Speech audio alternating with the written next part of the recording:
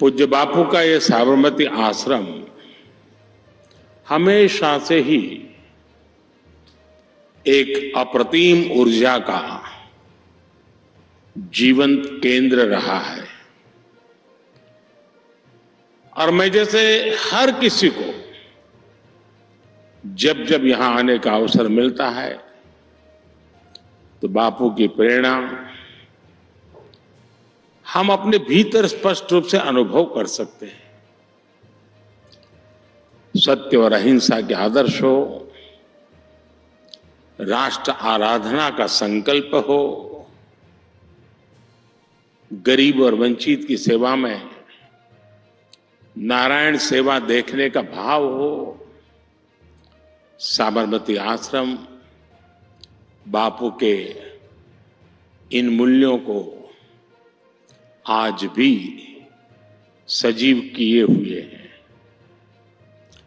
मेरा सौभाग्य है कि आज मैंने यहां साबरमती आश्रम पुनर्विकास और विस्तार का शिलान्यास किया है।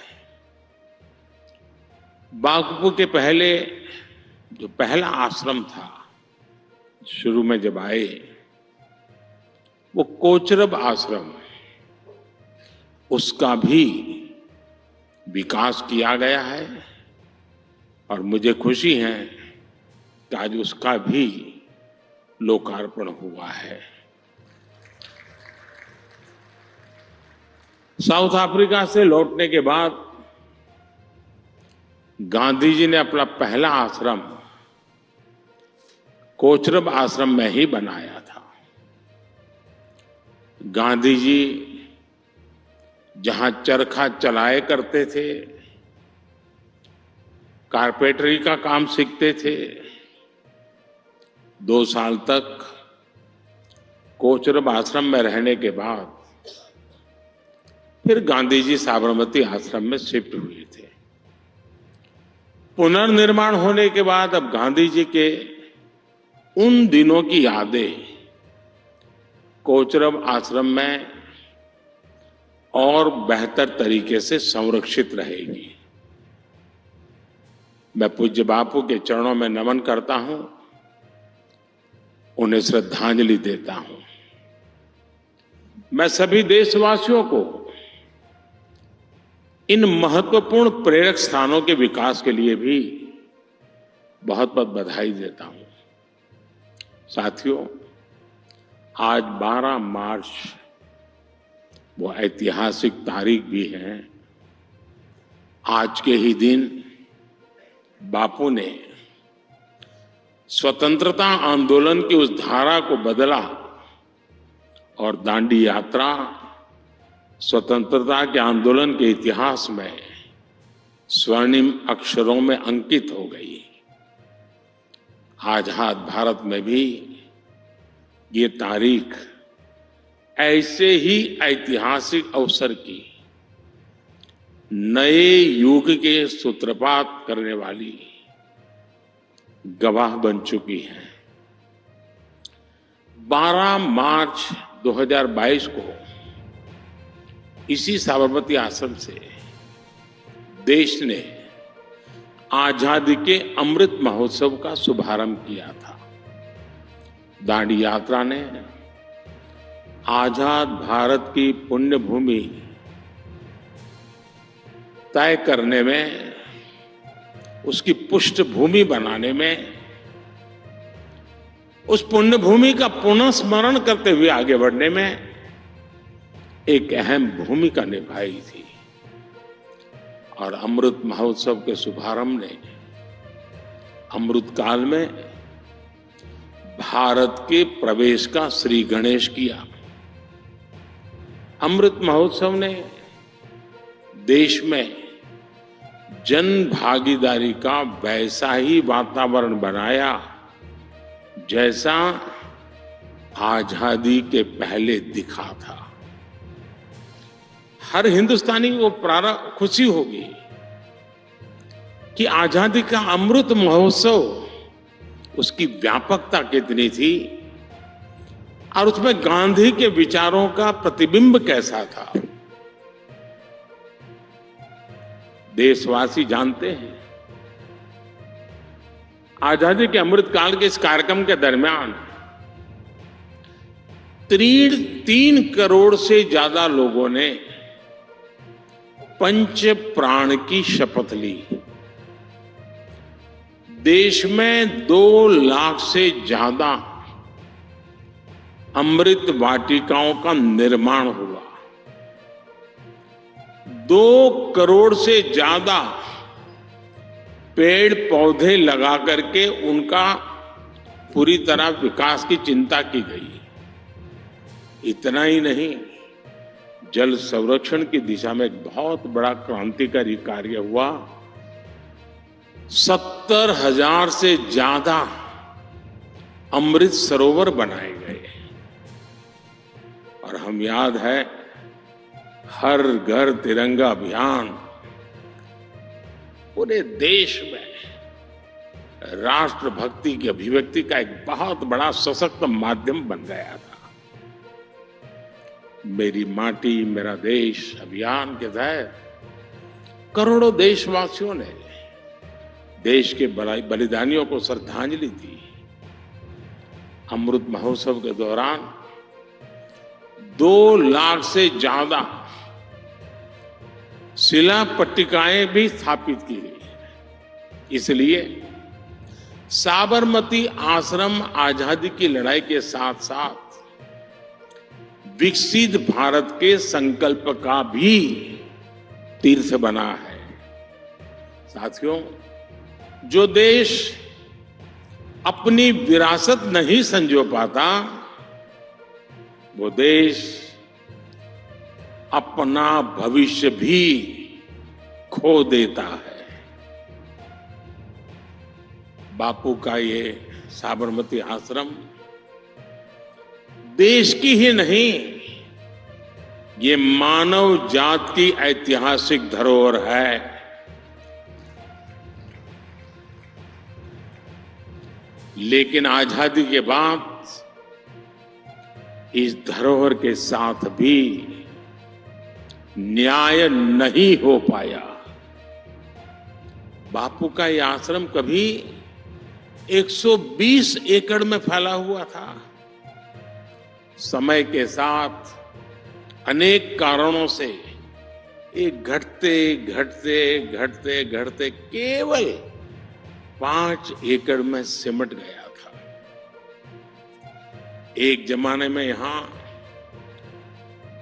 63 छोटे मोटे कंस्ट्रक्शन मकान होते थे और उनमें से भी अब सिर्फ 36 मकान ही बचे हैं। 6-3-3-6 हो गया। और इन 36 मकानों में से भी केवल 3 मकानों में ही पर्यटक जा सकते। जिस आश्रम ने इतिहास का सृजन किया हो,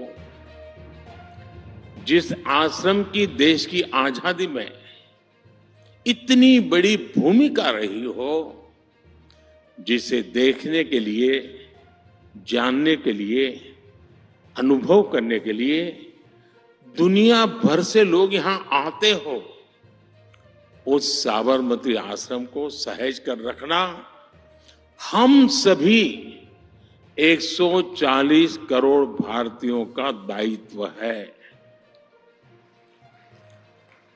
और साथियों, आज साबरमती आश्रम का जो विस्तार संभव हो रहा है, उसमें यहां रहने वाले परिवारों की बहुत बड़ी भूमिका रही है। इनके सहयोग के कारण ही आश्रम की 55 एकड़ जमीन वापस मिल पाई है। जिन जिन लोगों ने इसमें सकारात्मक भूमिका निभाई है, मैं उन परिवारों की सराहना करता हूं, उनका आभार व्यक्त करता हूं। अब हमारा प्रयास है कि आश्रम की सभी पुरानी इमारतों को उनकी मूल स्थिति में संरक्षित किया जाए। जिन मकानों को नए सिरे से बनाने की जरूरत होगी। मेरी तो कोशिश ऐसी कि जरूरत पड़े ही नहीं, जो कुछ भी होगा इसी में करना है मुझे। देश को लगना चाहिए, ये पारंपरिक निर्माण की शैली को बनाए रखना है। आने वाले समय में ये पुनर्निर्माण देश और विदेश के लोगों में एक नया आकर्षण पैदा करेगा। साथियों, आजादी के बाद जो सरकारें रही, उनमें देश की ऐसी विरासत को बचाने की ना सोच थी और ना ही राजनीतिक इच्छा शक्ति थी। एक तो विदेशी दृष्टि से भारत को देखने की आदत थी और दूसरी तुष्टीकरण की मजबूरी थी, जिसकी वजह से भारत की विरासत, हमारी महान धरोहर ऐसे ही तबाह होती गई। अतिक्रमण, अस्वच्छता, अव्यवस्था, इन सभी ने हमारी विरासतों को घेर लिया था। मैं काशी का सांसद हूं, मैं काशी का आपको उदाहरण देता हूं। वहां 10 साल पहले क्या स्थिति थी पूरा देश जानता है, लेकिन जब सरकार ने इच्छा शक्ति दिखाई तो लोगों ने भी सहयोग किया और काशी विश्वनाथ धाम के पुनर्निर्माण के लिए 12 एकड़ जमीन निकल गई। आज उसी जमीन पर म्यूजियम, फूड कोर्ट, मुमुक्षु भवन, गेस्ट हाउस, मंदिर चौक, एम्पोरियम, यात्री सुविधा के तरह अनेक प्रकार की सुविधाएं विकसित हो गई है इस पुनर्निर्माण के बाद। और आप देखिए 2 साल में 12 करोड़ से ज्यादा श्रद्धालु विश्वनाथ जी के दर्शन करने आए हैं। इसी तरह अयोध्या में श्री राम जन्मभूमि के विस्तारीकरण के लिए हमने 200 एकड़ जमीन को मुक्त कराया। इस जमीन पर भी पहले बहुत सघन कंस्ट्रक्शन था। आज वहां राम पथ, भक्ति पथ, जन्मभूमि पथ और अन्य सुविधाएं विकसित की जा रही है। अयोध्या में भी पिछले 50 दिन में 1 करोड़ से ज्यादा श्रद्धालु भगवान श्री राम के दर्शन कर चुके हैं।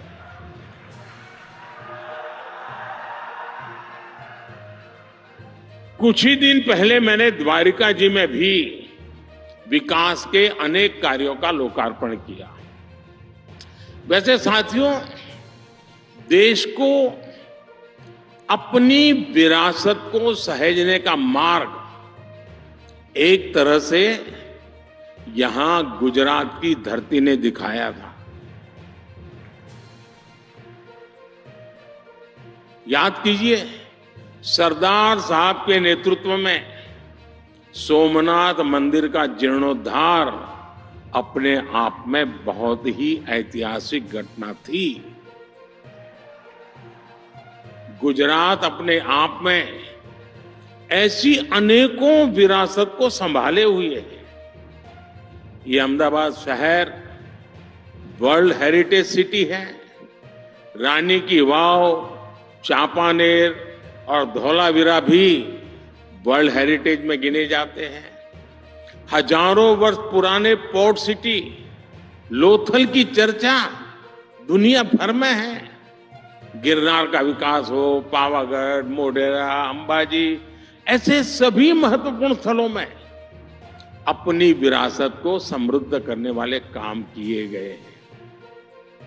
साथियों, हमने स्वतंत्रता संग्राम से जुड़ी विरासत के लिए राष्ट्रीय प्रेरणा से जुड़े अपने स्थानों के लिए भी विकास का अभियान चलाया है।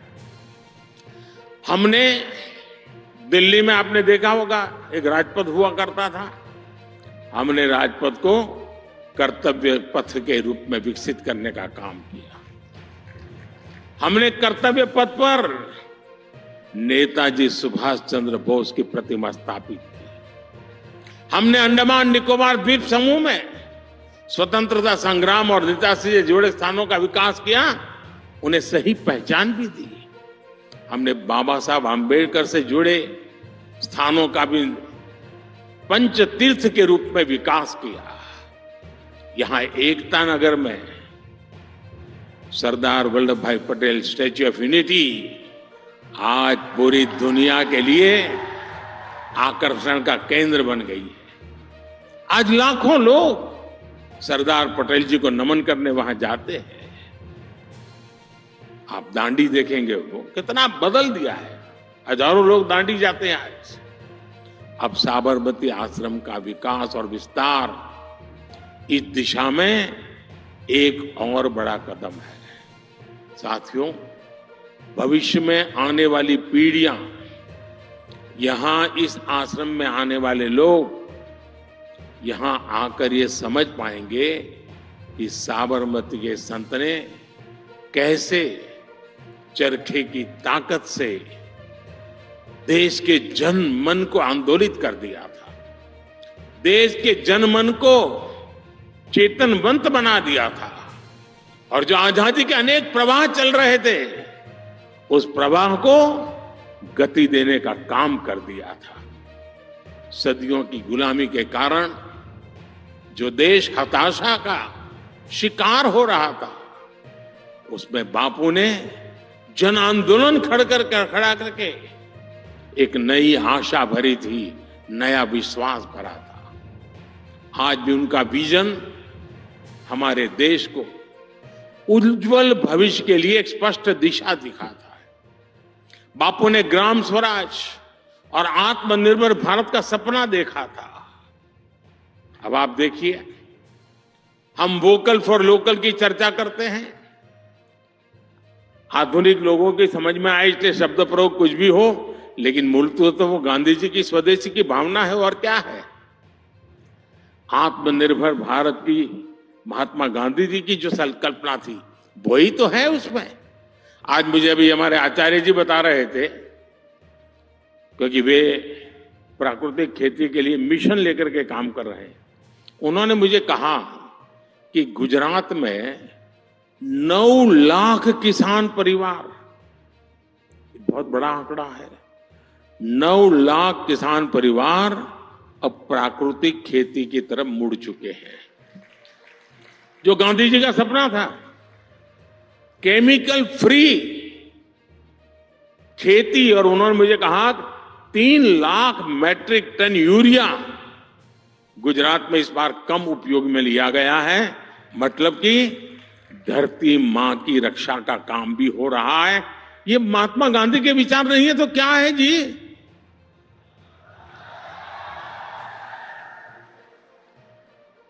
और आचार्य जी के मार्गदर्शन में गुजरात विद्यापीठ में भी एक नई जान भर दी है।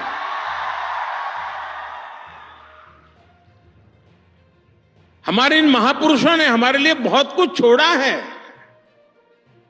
हमें आधुनिक स्वरूप में उसको जीना सीखना पड़ेगा, और मेरी कोशिश यही है। खादी, आज इतना खादी का ताकत बढ़ गई है जी, कभी सोचा नहीं होगा कि खादी कभी, वरना वो नेताओं की परिवेश के रूप में अटक गई थी। हमने उसे बाहर निकाल दिया। हमारा गांधी के प्रति समर्पण का ये तरीका है, और हमारी सरकार गांधी जी के इन्हीं आदर्शों पर चलते हुए गांव गरीब के कल्याण को प्राथमिकता दे रही है। आत्मनिर्भर भारत का अभियान चला रही है। आज गांव मजबूत हो रहा है, ग्राम स्वराज का बापू का विजन साकार हो रहा है। हमारी ग्रामीण अर्थव्यवस्था में एक बार फिर से महिलाएं अहम भूमिका निभा रही हैं। सेल्फ हेल्प ग्रुप्स हो, उसमें जो काम करने वाली हमारी माताएं बहनें हैं, मुझे प्रसन्नता है कि आज देश में गांवों में सेल्फ हेल्प ग्रुप में काम करने वाली 1 करोड़ से ज्यादा बहनें लखपति दीदी बन चुकी हैं। और मेरा सपना है तीसरे टर्म में 3 करोड़ लखपति दीदी बनाने का। आज हमारे गांव की सेल्फ हेल्प ग्रुप की बहनें ड्रोन पायलट बनी हैं। खेती के आधुनिकता की दिशा में वो नेतृत्व कर रही है। ये सारी बातें सशक्त भारत का उदाहरण है, सर्वसमावेशी भारत की भी तस्वीर है। हमारे इन प्रयासों से गरीब को गरीबी से लड़ने का आत्मबल मिला है। 10 वर्षों में हमारी सरकार की नीतियों की वजह से 25 करोड़ लोग गरीबी से बाहर आए हैं। और मैं पक्का मानता हूं पूज्य बापू की आत्मा जहां भी होती होगी हमें आशीर्वाद देती होगी। आज जब भारत आजादी के अमृत काल में नए कीर्तिमान गढ़ रहा है, आज जब भारत जमीन से अंतरिक्ष तक नई ऊंचाइयों को छू रहा है, आज जब भारत विकसित होने के संकल्प के साथ आगे बढ़ रहा है, तो महात्मा गांधी जी की तपोस्थली हम सभी के लिए बहुत बड़ी प्रेरणा है। और इसीलिए साबरमती आश्रम, कोचरम आश्रम, गुजरात विद्यापीठ, ऐसे सभी स्थान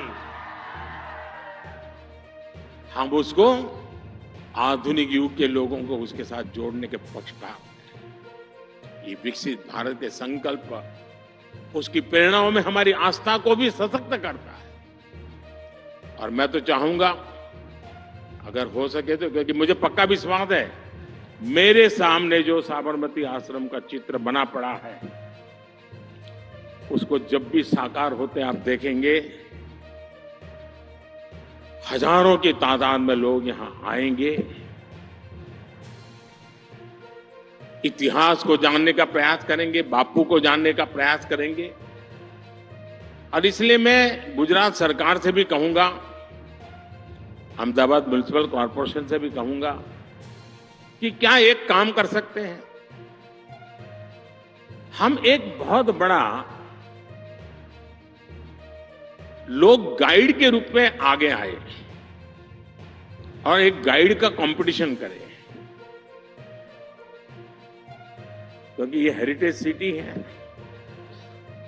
बच्चों के बीच में कंपटीशन हो, कौन बेस्ट गाइड का काम करता है। साबरमती आश्रम में बेस्ट गाइड की सेवा कर सके ऐसे कौन लोग हैं। एक बार बच्चों में कंपटीशन होगी, हर स्कूल में कंपटीशन होगी, तो यहाँ का बच्चा बच्चा जानेगा साबरमती आश्रम कब बना, क्या है, क्या करता था। और दूसरा, 365 दिन हम तय करें कि प्रतिदिन अहमदाबाद के अलग अलग स्कूल के कम से कम 1000 बच्चे साबरमती आश्रम में आकर के कम से कम 1 घंटा बिताएंगे। और वो जो बच्चे उसके स्कूल के गाइड बने होंगे वही उनको बताएंगे कि यहाँ पर गांधी जी बैठते थे, यहाँ पर खाना खाते थे, यहाँ पर खाना पकता था, यहाँ गौशाला थी, सारी बातें बताएंगे। हम इतिहास को जी सकते हैं जी। कोई एक्स्ट्रा बजट की जरूरत नहीं है, एक्स्ट्रा मेहनत की जरूरत नहीं है, सिर्फ एक नया दृष्टिकोण देना होता है। और मुझे विश्वास है बापू के आदर्श, उनसे जुड़े प्रेरणा सर राष्ट्र निर्माण की हमारी यात्रा में और अधिक मार्गदर्शन करते रहेंगे, हमें नई ताकत देते रहेंगे। मैं देशवासियों को आज इस नए प्रकल्प को आपके चरणों में समर्पित करता हूं और इस विश्वास के साथ मैं आज यहां आया हूं। और मुझे याद है ये कोई सपना मेरा आज का नहीं है। मैं मुख्यमंत्री था तब से इस काम के लिए लगा था। अदालतों में भी बहुत सारा समय बीता मेरा, क्योंकि पता नहीं भांति भांति के लोग नई नई परेशानियां पैदा कर रहे थे। भारत सरकार भी उसमें अड़ंगे डालती थी उस समय, लेकिन शायद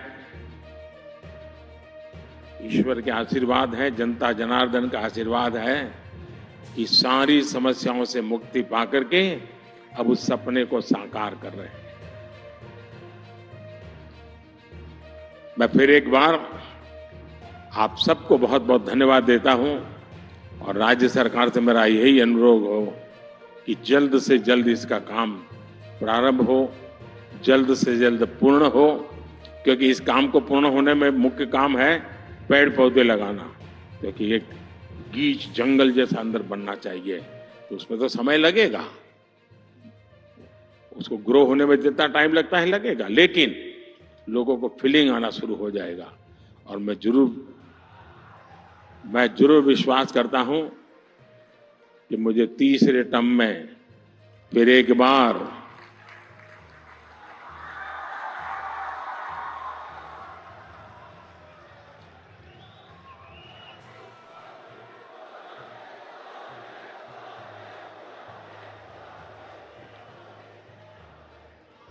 मुझे अब कुछ कहने की बाकी नहीं रहता है।